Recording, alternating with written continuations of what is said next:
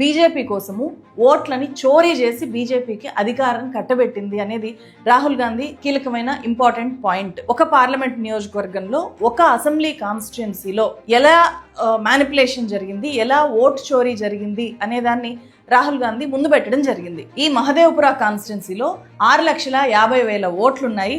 అందులో 1,02,50,000 ఓట్లు చోరీ అయ్యాయి.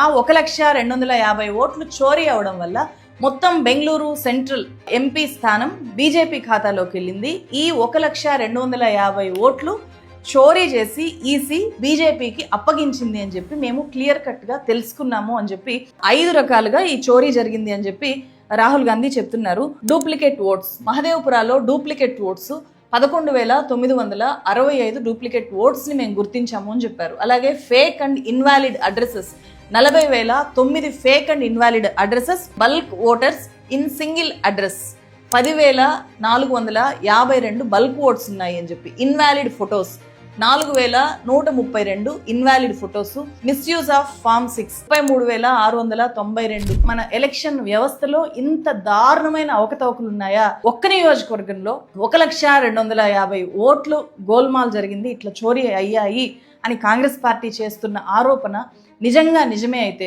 కోర్టుకు వెళ్లాల్సి వస్తుంది, లేకపోతే నోటీసులు ఎదుర్కోవాల్సి వస్తుంది, ఫైనల్ గా ప్రూవ్ చేసుకోవాల్సి వస్తుంది. ఇలా నిరూపితం అయితే అప్పుడు ఎలక్షన్ కమిషన్ రియాక్షన్ ఎట్లుంటుంది? ఎలక్షన్స్ రీకండక్ట్ చేస్తారా? ఎందుకంటే ఆంధ్రప్రదేశ్ ఎలక్షన్ రిజల్ట్ కి సంబంధించి కూడా చాలా అనుమానాలు వచ్చాయి. 12.54% ఏపీలో ఎక్కువ ఓట్లు లెక్కెట్టారని, కౌంటింగ్ అయిన 10 రోజుల్లో మొత్తం డిస్ట్రాయ్ చేయమన్నారు. వెంటనే అన్ని డిస్ట్రాయ్ చేయండి.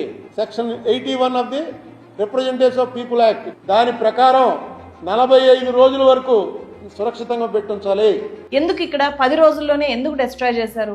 ఇది పెద్ద అనుమానము. ఇలాంటి అనుమానాలు ఇప్పుడు రాహుల్ గాంధీ ఈ ప్రెస్ మీట్ తర్వాత ఇంకా ఎక్కువగా బలపడే అవకాశం ఉంది. మన ఎలక్షన్ కమిషన్ క్రెడిబిలిటీ ఇక్కడ మసకబారే అవకాశం చాలా ఎక్కువగా ఉంది. ఇక్కడ ఒకటే మార్గము, రాహుల్ గాంధీ చేసిన ఆరోపణలు తప్పు అని చెప్పి నిరూపించాలి.